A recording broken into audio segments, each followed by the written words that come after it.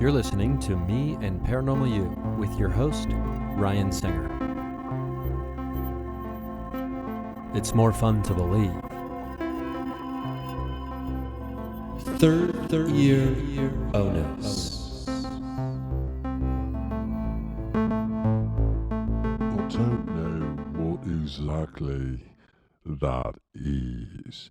It's some kind of flutter coming through the audio, and I'm not sure why that happens.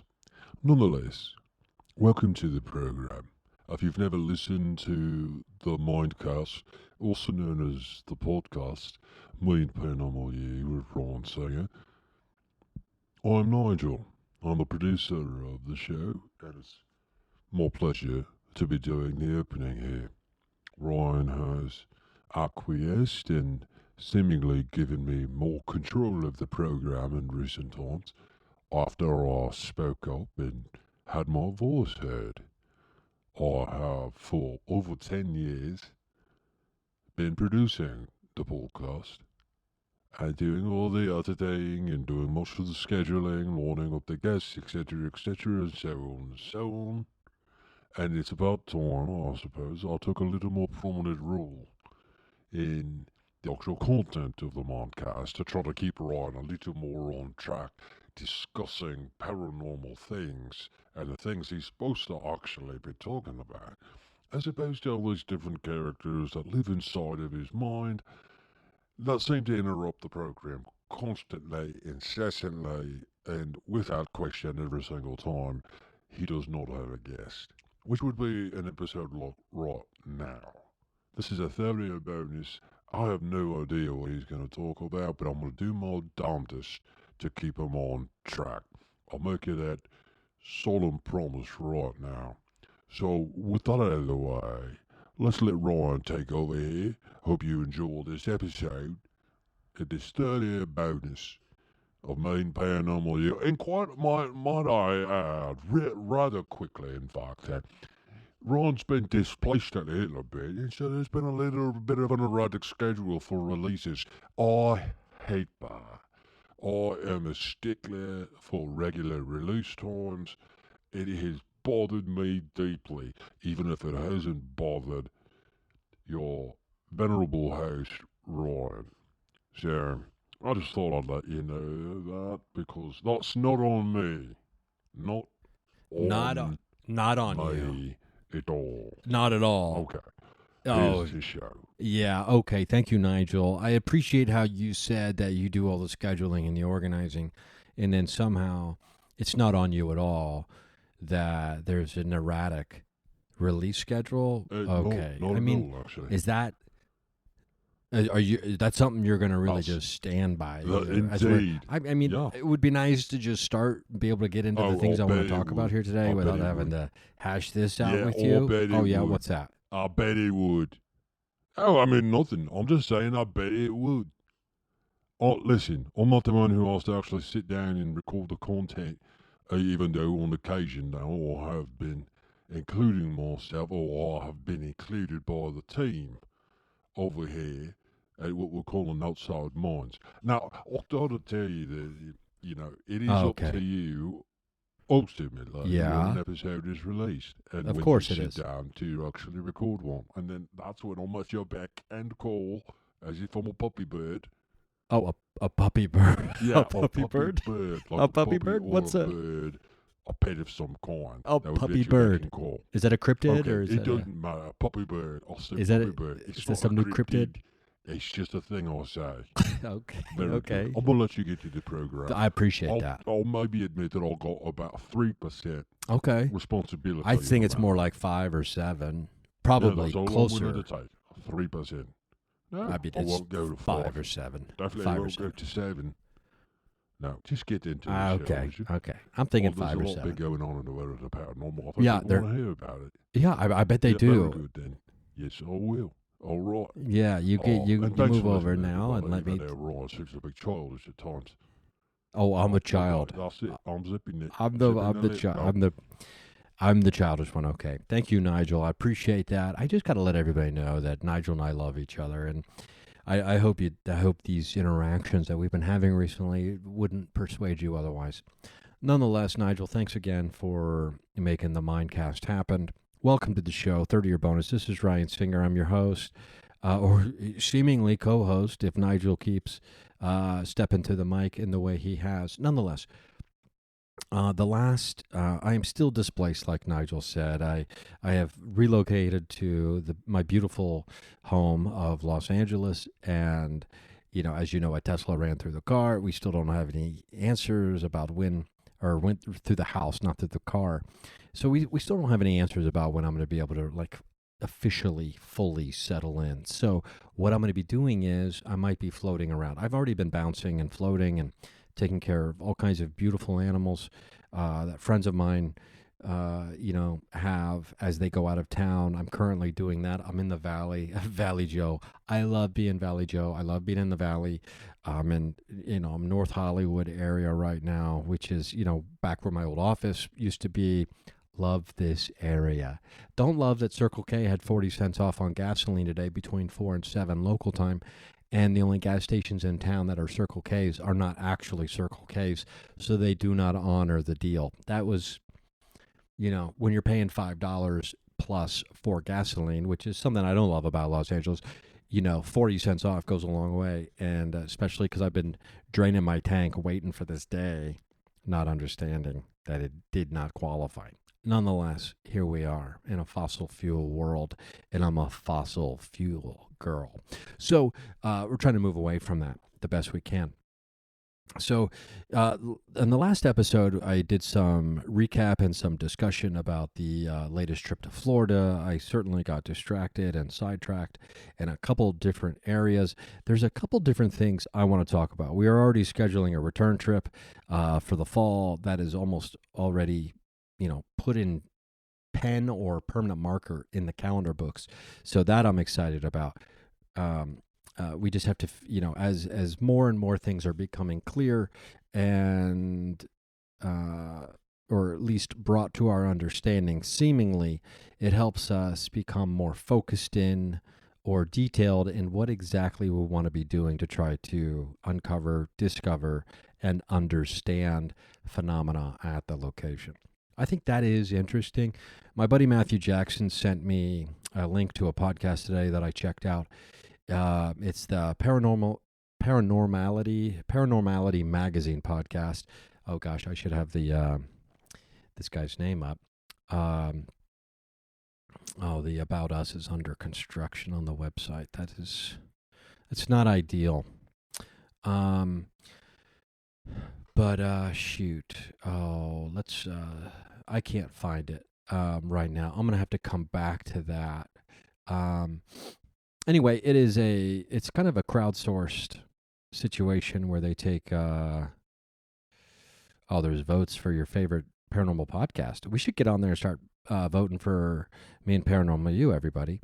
I'm not trying to stuff the ballot box here. But you can submit articles and share your experiences at paranormalitymag.com is where you can go.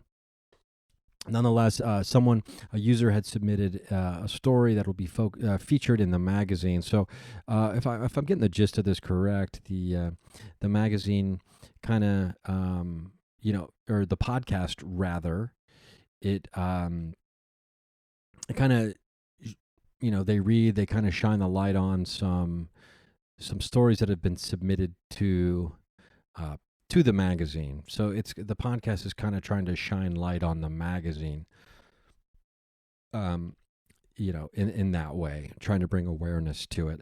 Oh, here we go. I think I'm getting back to it here. Wild conspiracy theories proven true. No, this one is, did we conjure a Bigfoot encounter and more? 40 unrelated stories. You can find this on, you can find it on where?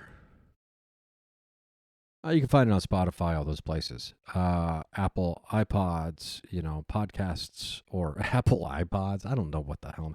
This is what happens when I'm trying to surf the web and talk while recording simultaneously. And these I don't know what's going on with this mouse. It keeps dancing around.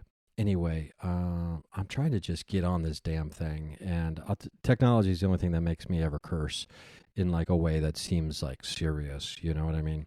I can get pretty fired up. I'm just trying to get the guy's name. You know what I mean? It's Darren Marlar. So I wanted to shout out to Darren because Weird Darkness, Paranormality magazine.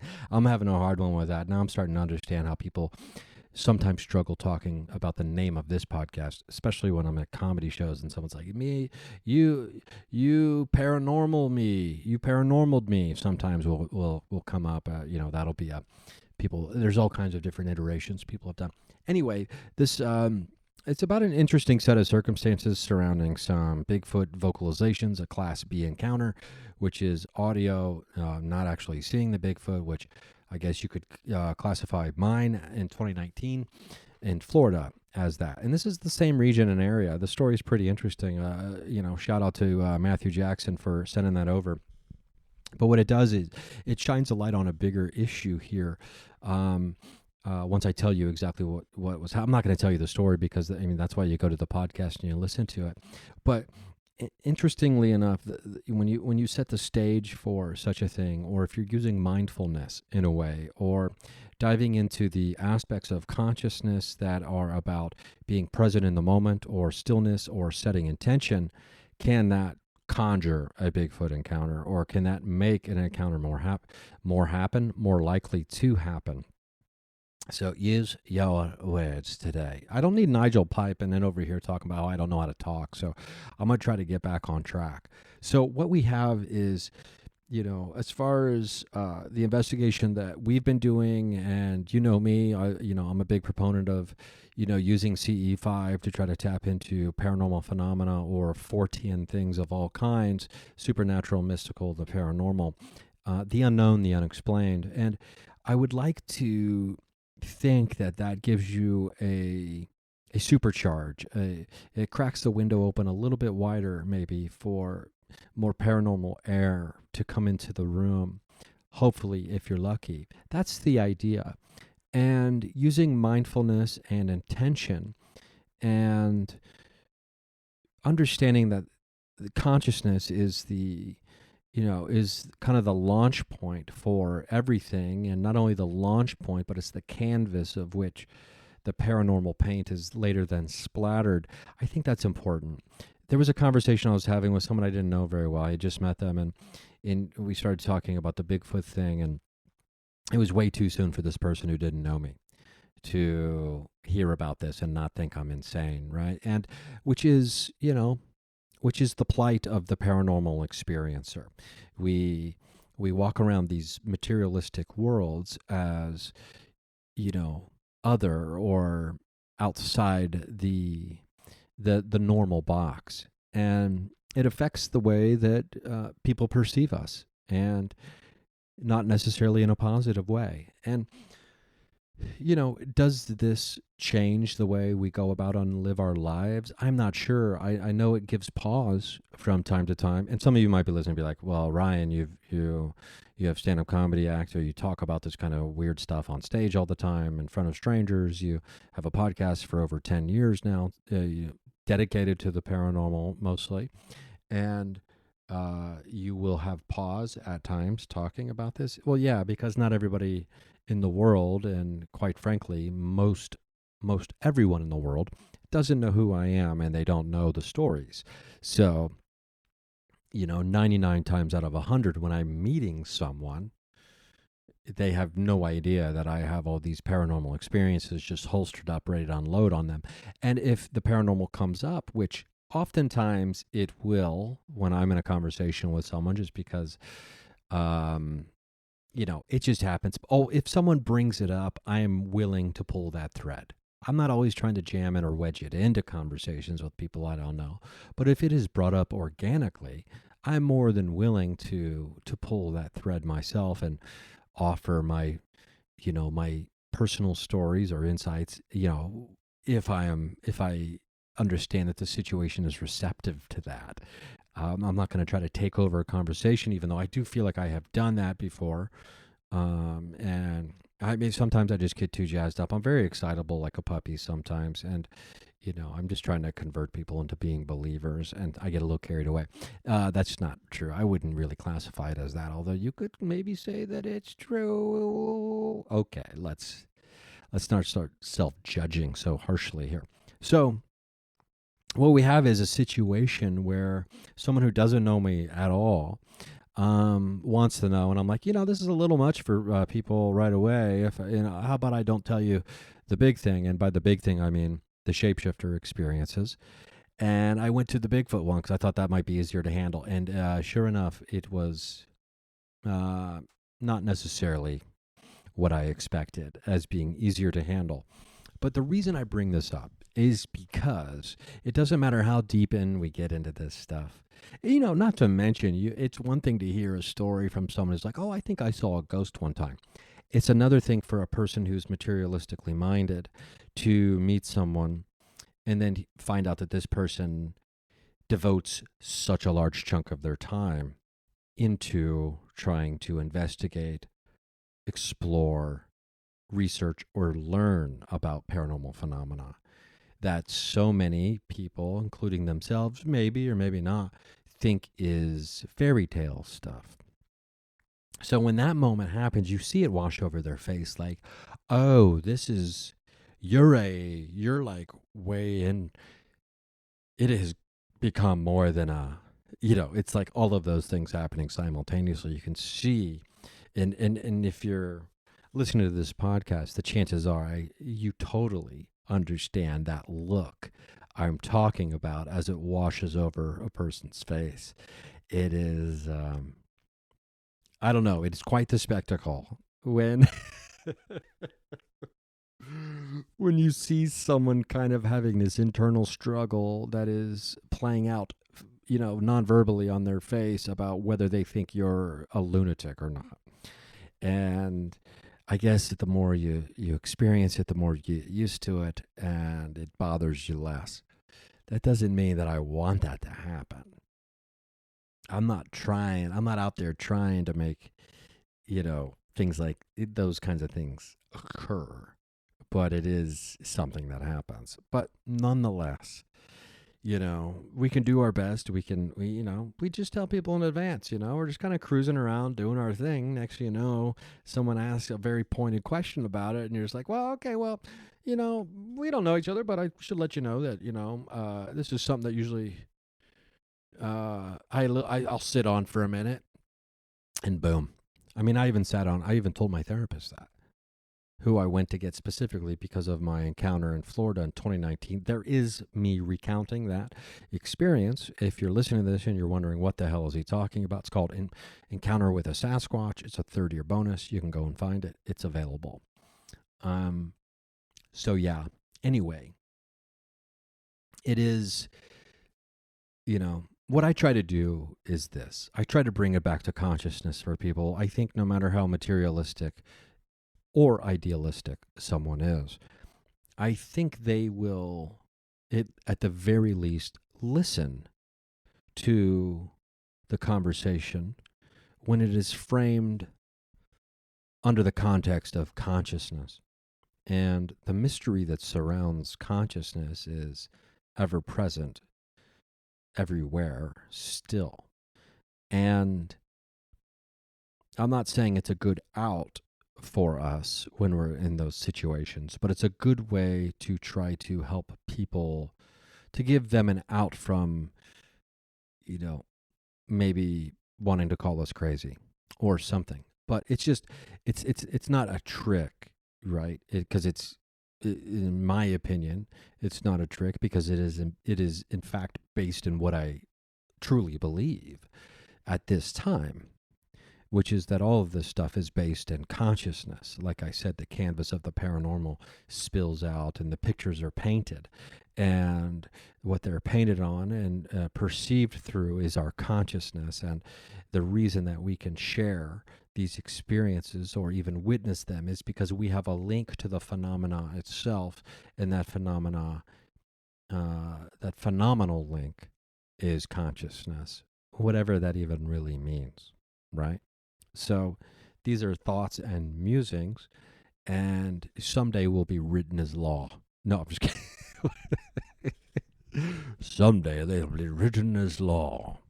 Um, I should never be in charge of writing laws. Everyone would be required to drink milkshakes, and not everybody wants to do that.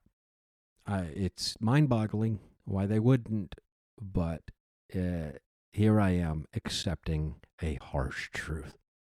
We're gonna be right back. I'm gonna take a quick pause, so we're gonna pay some bills. Thank you so much to the patrons. Oh, by the way, I got 2 new T-shirts and a poster idea coming hot off the presses soon. We're doing a test run right now to make sure the shirts look good with the ink. But life, so much more than pooping. It is coming your way.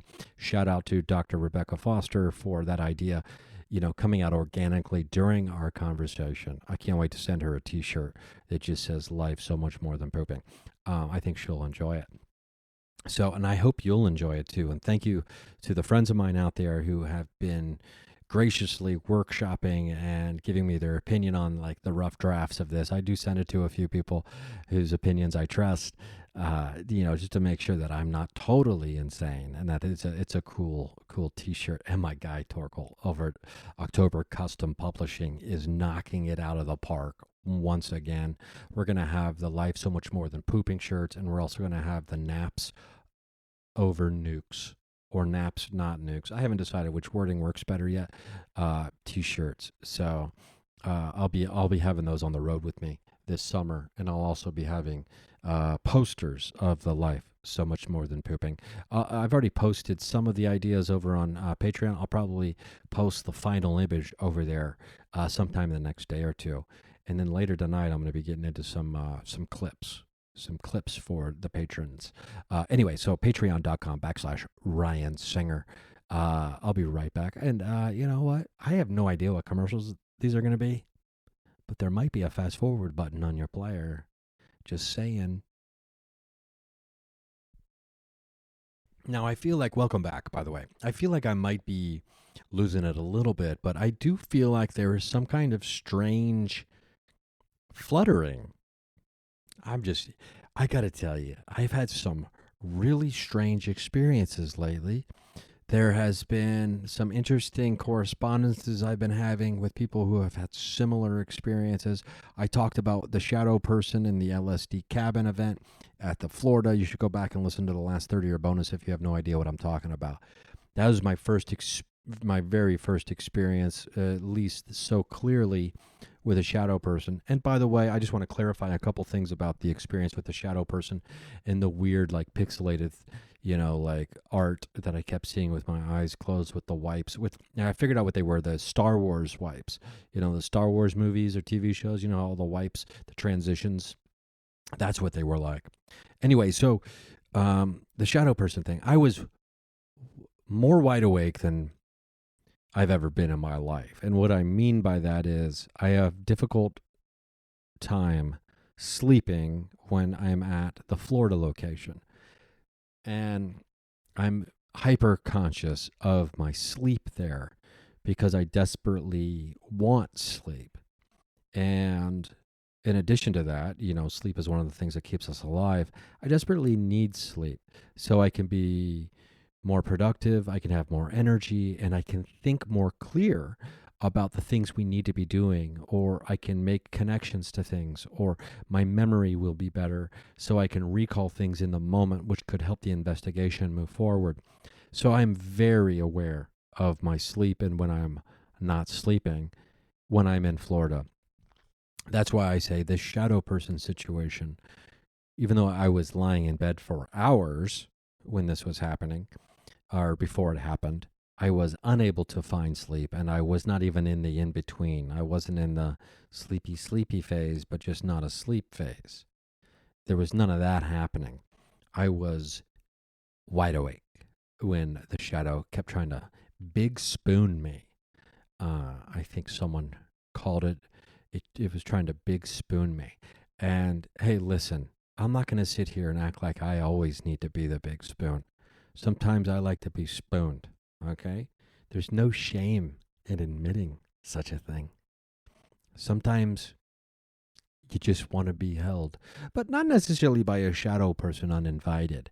That is a whole different kind of situation. So anyway, I want to talk about something that just recently was posted by Dr. Stephen Greer, talking about the organization that's in charge of disclosure or preventing disclosure, and the information about NHI, non-human intelligence, and the interaction of NHI with human beings throughout human history. That the organization is multinational; it goes beyond any singular government, and there is no governing body that has control over it that can truly, truly put it in its place. So, I mean, he describes it as a cabal, I believe, in some instances. So it's multinational, multi-religious, and there seems to be a growing movement about the ETs and these things in the sky, these lights in the sky, etc., referencing UFO of God, the wonderful book by Chris Bledsoe. There seems to be a growing, I don't know, a surge of people who are convinced that there is something very, very religious about it, very spiritual, I should say, that transcends all, I guess, organized religious boundaries. I'm not there yet with that, right? Like that's just me being honest. I'm not here to tell you that I'm there. That my personal beliefs that ETs have to be religious or spiritual or things like that. There's very close friends of mine who are all in on that, and I'm here for that for them. That's just not where I am personally. I'm sure a lot of it has to do with my upbringing and my pushback against my upbringing. A lot of it has to do with understanding how organized religion has ruined spirituality for so many people by, bastardizing it or by, warping it into a way that is not what it's supposed to be about at all. And that to me is one of the I stop myself short of saying unforgivable things in this world, but I will tell you this: I'm not a fan. So I'm not going to go there with that. I'm a very spiritual person, and I'm in a throuple with the moon and the sun.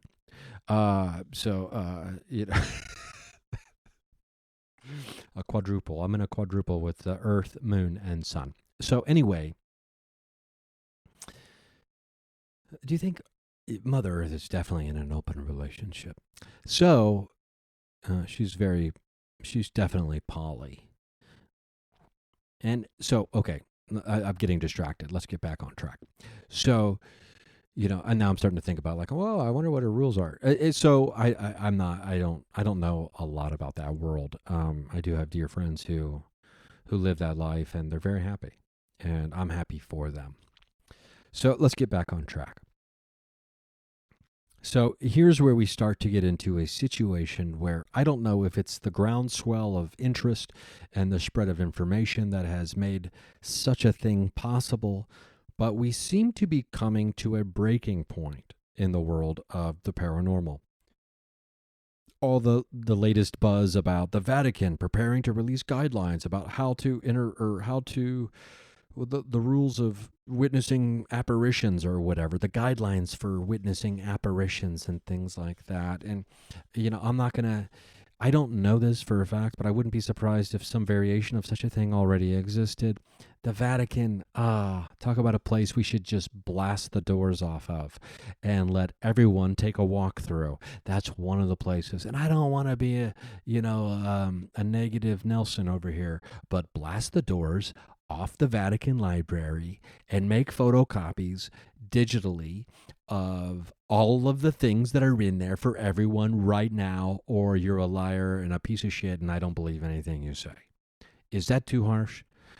You are guarding potential knowledge. And listen, I don't know what's in there. But I will tell you this. If there is actually real knowledge in there that's not just all bullshit, which I think that there's probably a lot of bullshit in the Vatican. Can we talk about that for a second? The Vatican Library clearly has a ton of bullshit in it, right? That is just, you just have to assume that. You just have to know that going in. The Vatican, we're talking about the organization that is responsible for bailing out all these fucking asshole priests, right? We are talking about that organization.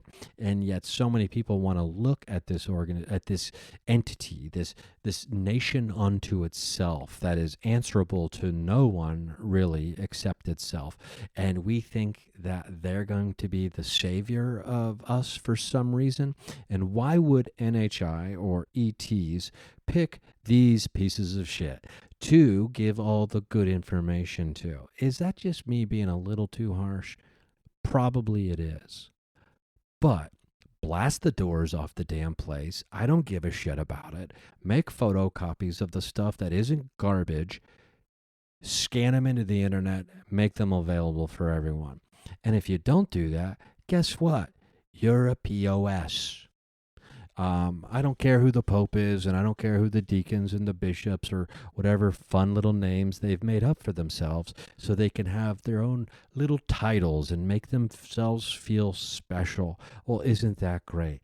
You get to wear a stupid, ugly hat and feel special because you carry a scepter made of gold that you definitely stole from the indigenous people somewhere and then melted down and formed into a very phallic symbol to make it look like you have power. Now, I'm not saying that they're all bad people in the Vatican, but what I'm saying is if you're not leaking all of the documents out of the Vatican library and you are at the Vatican, you are a bad person.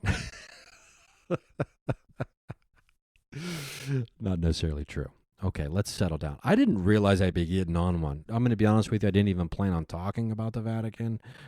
Being raised in Catholic religion and going to Catholic school for 12 years, I clearly have my bias against the Catholic Church. And this whole Vatican library thing has just always pissed me off.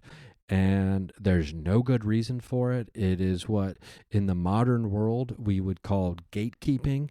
Which has become a big no-no in case you weren't paying attention.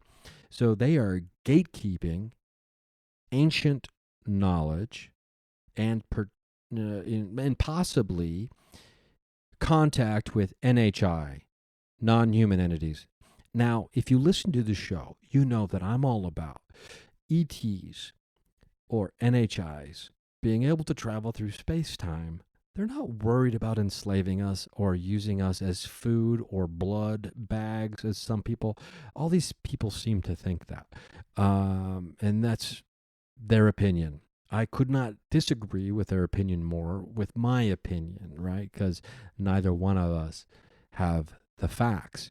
But the one thing that makes me wonder, that makes me think, possibly so, I could be really wrong about this, is the fact that these NHI are communicating with the Vatican and or world leaders who are total pieces of shit. Now, I get it. The dissemination of information has to come through a funnel of some kind, unless they're just going to start broadcasting closed captions against the nighttime sky about the truth of their existence and the history of their interactions with us as humans here on Earth. I don't know how you do it. Like if I went to a new world, who would I talk to first? It would be, take me to your leader, right? It would be one of those situations. There's probably a reason for that, right? Because maybe at first they thought that we were pretty cool, that human beings were pretty chill, pretty awesome, and pretty cool, which we are, right? You find the right aspects of us. You find us on the right day, and boy, oh boy, are we pretty awesome, cool, and chill. But you put some of us in positions of real power, and boy, oh boy, does that wall come crumbling down. The chill wall comes crumbling. And what goes up in its place is a protection wall, to a power protection wall, to like, what do I got to do to keep this power? And we turn into real shitbags all of a sudden. I'm using bad language a lot, but it's fine. This is how we talk as adults. So that's the one thing. Oh, I have a Charlie horse in my hamstring. Maybe that's the universe telling me to clean up the language a little bit and stop being such a jerk. I'm being a real POS when I start calling other people POSs. So that's the one thing that makes me wonder, maybe these aliens aren't super chill, awesome, cool dudes because they're giving information or only interacting with people who are not super cool, chill, or good dudes. You know what I mean? And dudes is, multi-gender in this situation here. So that does give me pause. That does give me pause. That there might be some multinational, multi-religious, cultural organization that's super rich, that is gatekeeping all of this information about NHI, non-human intelligences, or aliens, our interaction with them, and our history of what they've helped us build, or the information and the knowledge they've given us as to for now. As to for now, that doesn't make any sense. But hitherto, forthwith, what they've already given us, that makes me wonder. Wow, maybe they don't have very good judgment, which would make me wonder, what are their motivations? And what really is their level of advancement if they can't read a room? E.T. Read a room. You know what I mean? If you're the alien and you show up at a party and you walk into one room and people are hanging out having a nice time talking, then you look into the other room and there's I don't know, dudes hazing another dude to make him chug beers, calling him a pussy if he doesn't, and you're going to give the information to those guys? Instead of the people that are like hanging out, having a good time, just a chill conversation, maybe talking about space. And you're going to give the information to the guys making people do keg stands, ripping off their t-shirts, pounding their chest and yelling chug, chug, chug, chug, chug. That's the information. That's who you're going to, just because they're putting out an alpha vibe. I mean, alphas. This whole idea about alphas being good, it's like, what a sickness. What a sickness. Okay, so what a snowflake I am. I am like the alpha of telling people that alphas are bullshit. So, okay, so let's take a quick break here because I'm losing it over here. The Vatican got me fired up. I don't know what to tell you. But anyway, before we take this quick break, let's put a bow on this, okay? The Vatican apparently is putting out or is working on protocols to deal with apparitions. Dr. Stephen Greer is saying, we got a couple years until shit hits the fan. Christopher Bledsoe is also saying something similar. He's not saying a similar message, but he's giving a similar time frame for something, right? And then other people, my buddy Greg and Mama Sue have also been saying this for a while. That there's probably at the time they were saying it, it wasn't a couple years, but as of now, it is a couple years. So what's happening? Are we coming to a head? Are we coming to a breaking point in the world of the paranormal? Are we at a crossroads of humanity between pre-ET existence being accepted as everyday life and the post-ET life? Are we gingerly tiptoeing towards that line as we speak? Is the group that seemingly has been in charge and gatekeeping all of this information, are they losing their grip on control of this information? Or has it always been the plan to let everyone know? Am I being too harsh? Am I judging too quickly? Chances are I am always judging too quickly, because that's just, I'm a human being like the rest of us. So maybe take a chill pill, right? and understand that we don't need to blast the doors off the Vatican.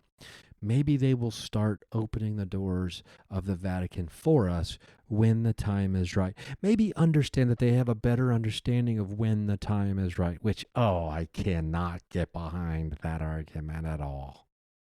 0% of me gets behind something like that. Like, you know when the rest of us are supposed to know, when we can handle it. You know that? I don't think so, right?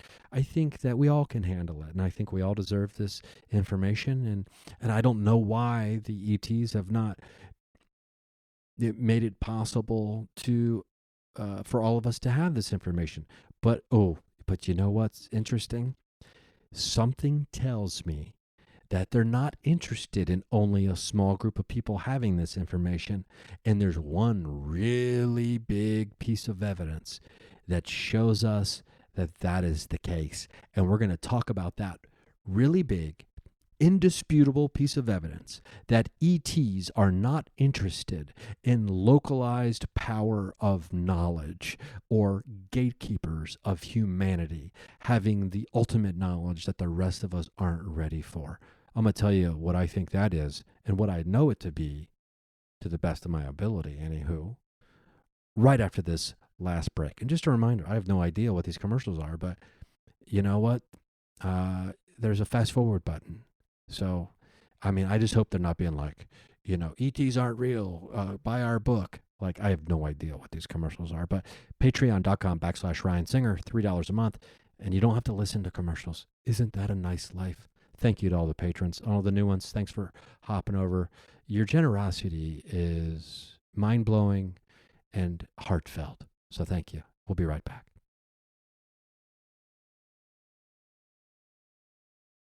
And I'm back. We are back. And Nigel has just given me the thumbs up that I'm doing a decent job. I appreciate that, Nigel. I want to give you the one piece of indisputable evidence that will tell us and show us that ETs are not interested in a very small group of human beings gatekeeping knowledge of their existence or interaction with us a secret. And that simple piece of information is all of the sightings and all of the encounters that thousands and thousands and thousands of people have had with UFOs, UAPs, if you want to call them that. I'm not a UAPologist. And also entities and or beings that we would classify as extraterrestrial or potentially, non-human intelligence. There has been so many decades of stories, of experiences shared, and sightings of these things that it shows us they clearly do not have some kind of agreement in place that says no one else is allowed to know about us or hear about us, and we have to be hiding in secret until, the boss man of humans decides it's okay. That, to me, is the indisputable evidence and proof that there is no such thing as a chosen gatekeeper to be the only one with this information and with this knowledge. And why do I say that? Because there are people who channel entities. Are all of them for real? Are some of them shills? Are some of them just channeling something else that they're mistaking for non-human intelligence or ETs? I don't know. All of those are possibilities, right? I can't give you a definitive answer on that. But what I can tell you is there are people who are not part of the government cabal or the multinational cabal that Dr. Stephen Greer will reference, who seem to have some pretty interesting information. And sure, yeah, the message is always somewhat similar. And this is where I break with some of the people who are very quickly skeptical about encounters and or messaging received through channeling, telepathy, etc. It's always the same. It's always the same. Take care of the earth, love one another, blah, blah, blah, blah, blah. It's, always the same. It's like, well, does that tell us something? I think that tells us something very, very important. Now, is it possible that all of these things are just the stories we are telling ourselves? That consciousness has manifested and hallucinations or visualizations or even concepts of received messages through channeling, telepathy, and otherwise, because we know at the end of the day, hearkening back to something similar to the perennial philosophy, that love, tenderness, hope, understanding, caring for others outside of ourself, including the earth, is the most important thing, or the most important things we can do.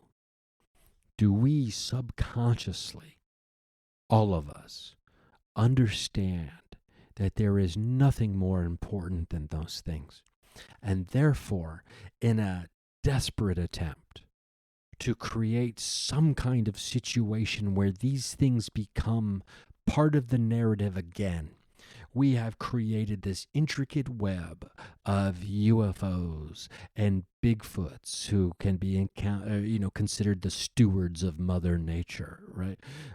And these elves and fairies and interdimensional beings and portals and UFOs and ETs that are disabling nuclear weapon sites. Are we creating these things through our collective consciousness and from the deepest parts of human connectivity in that thing of consciousness we don't understand?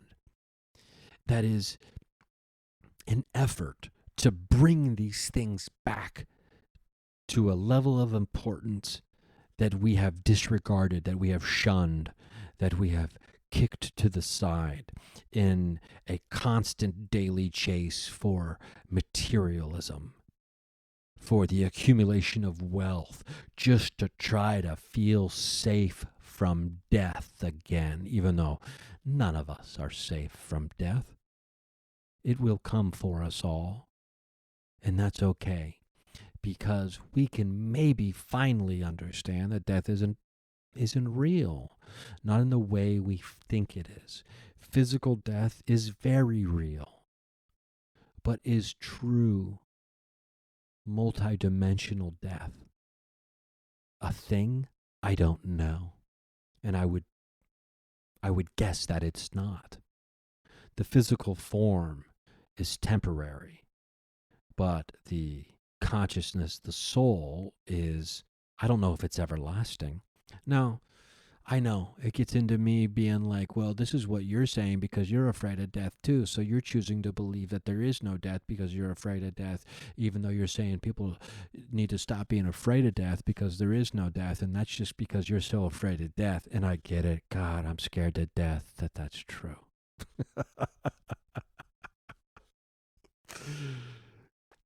But I believe that through the stories of children detailing past lives, the measure of consciousness outside the human body, the work done by psychotherapists and hypnosis sessions, whether it's Many Lives, Many Masters, or whether it's Life Between Lives, I believe that these strangers who have no reason to, or no ability to know the stories other strangers have told in similar situations under hypnosis,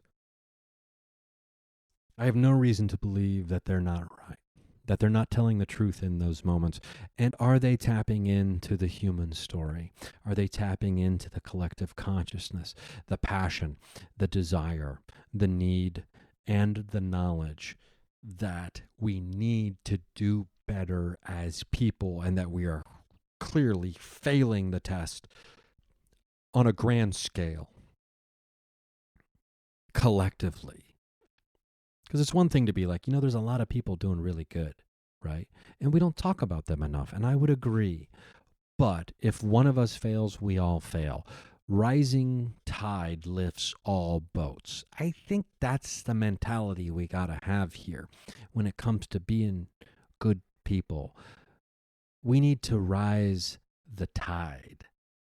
of human consciousness and empathy and understanding, right? It does no good if some of us have really, really great boats, right?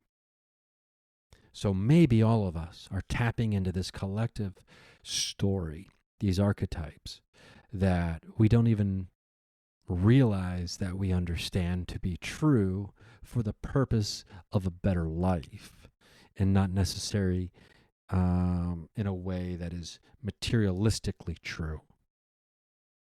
Maybe there is no soul. Maybe the consciousness is done. Maybe all the stories of ghosts and spirits communicating from the after form, the afterlife, are like books from the library that we can check out.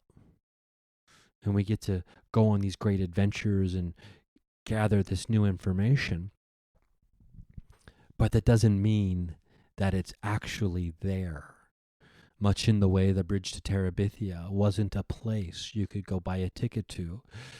Fantasia is not a real place. So they're DVDs or they're books that we can take out from the library. That doesn't mean that they're there existing and that we will then become a spirit or a ghost, etc., etc. Maybe our life stories also just get put into the chapters of these books of life that other people, through intuition, through some kind of connection to consciousness, are able to access. And with the understanding that time is not linear, maybe then that helps explain how future events could also be gathered from such a place. Now, these are a lot of ifs, maybes, and buts. And if you know me, you know I like maybes. I was going to say buts, didn't you? I think everybody likes butts. Can we just get over that? Everybody likes butts. Now, does everybody like a maybe? If they know what they're doing, they do. But maybe they don't. So here we go. A little wordplay on a Friday afternoon for you. So, I mean, it's a lot to consider. It's a lot to wrap our minds around. And I got to tell you, I am optimistic and I'm hopeful about it. And I know that it seems to be bubbling to a point where it may be bubbling over the top soon, as many people are predicting, whether it's Greer, Bledsoe, Feynman, and other people are talking about 2026, 2027 as being, the make or break situation for human beings. And is it all just climate change? Is it all the impending doom of climate change and the harsh reality of what we've done to our habitat that is spurring on such urgency in the UFO world or in the spirituality world, right? Is it because we know we are on the precipice of real, irreversible damage to our habitat that has made us collectively on a subconscious level manifest this extreme urgency and breaking point in the world of the paranormal? Is the world of the paranormal gonna save our fucking asses because of this? Think about that. Isn't that fun to think about? That all the weirdos, all the goths who wanted to read Haunted Ohio books or do cemetery tours, all the nerds who like tinkering with radios to try to talk to the other side, all the misfits who skywatch, all the other people who handcraft pendulums out of quartz found in creek beds, all of them, slowly but surely, being joined in number by the masses, by the explosion of the interest in the supernatural, through the curiosity of the unexplained, have contributed to the groupthink about the impending Event Horizon event? Or is that a Event Horizon event? The place, situation, place? Is that why, in the world of the paranormal, everything is coming to a head in a couple years? Is it a representation? Is it a story to be told that represents climate change and the mass scale death and horrors that it will create? It is something to think about. But how interesting that it could be the world of the paranormal as almost as a fable for the future of humanity. That the breaking point of ETs and, finally making themselves known, et cetera, or the ghost, the veil finally becoming non-existent between the living and the dead, is that a fable representing and standing for our actions and what we've done to the world around us, the actual physical world that we do have control over? And yet somehow there's a few people out there who just love money so much. They love money, money, money. Because money is their damn god and thinks it'll save them from anything, including climate change. And guess what? They're fucking wrong. Are they the gatekeepers that we talk about? Stop making plastic bottles, bro. Stop it. I am not going to be buying plastic, and I won't be paying for water. I will steal water for the rest of my life. We should not be paying for water. Can we just agree on that? We don't need to be paying for water. That's the name of my next comedy special. I'll steal water forever. No one should be paying for water. That's like paying for sleep. Are you going to have to pay to be able to sleep in the future, in this dystopian future that I'm describing off the top of my head right now? It's the same thing to me. You shouldn't be paying for food. You shouldn't be paying for... Yes, we have to make the food. Yeah, people have to do that. But guess what? Some people love making food. Some people love growing food. Some people love preparing food. To each their own. Communism is the way to go. Do we not understand that? Socialism at the very least. And we're talking about accurate descriptions of the functionings of these government types. Okay? Not the bastardizations that you've seen play out time and time again. Oh, it's all a fable. Holy shit. Could you imagine if it's all just a story? Isn't all of this a story?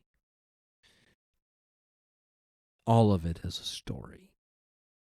It always has been and it always will be. Stories are the way the world is built. Stories are the way we understand the world. Stories are the way that we glimpse insight into ourselves. It's all about the story, Morning Glory. It always has been and it always will be. And that's probably the oldest story ever told, is that there always will be stories. How does this one end?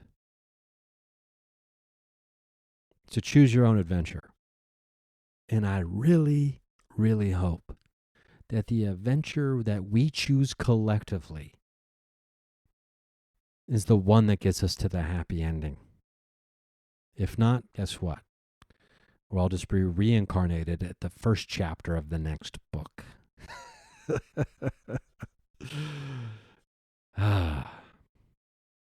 We can do better, and we will, and we shall. We shall. People don't need to be living in fucking tents. There are more self-storage buildings than there are homeless shelters. We have so much shit in this country that we don't need. We have TV shows about, is it cake?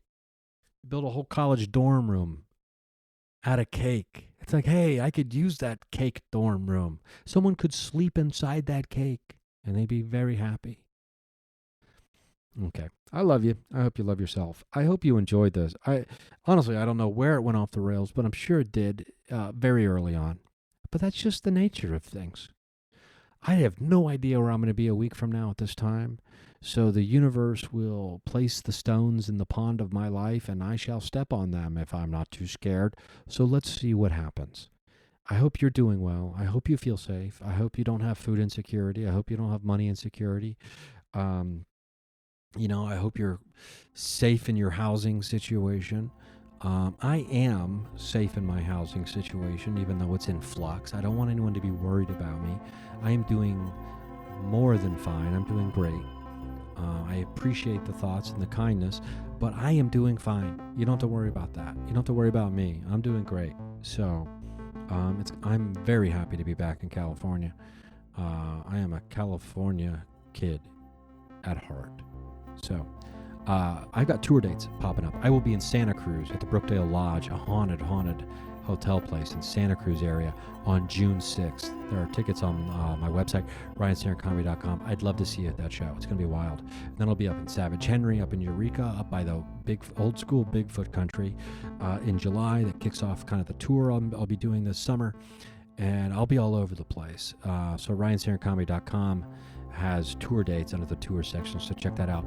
T-shirts and posters coming soon. I will be doing pre-sales on some of those as well. So, yeah, love it. Love you. Like I said, I hope you love yourself. You deserve it. Take care. And if I don't see you at a live show, I'll just see you at the watering hole on the astral plane.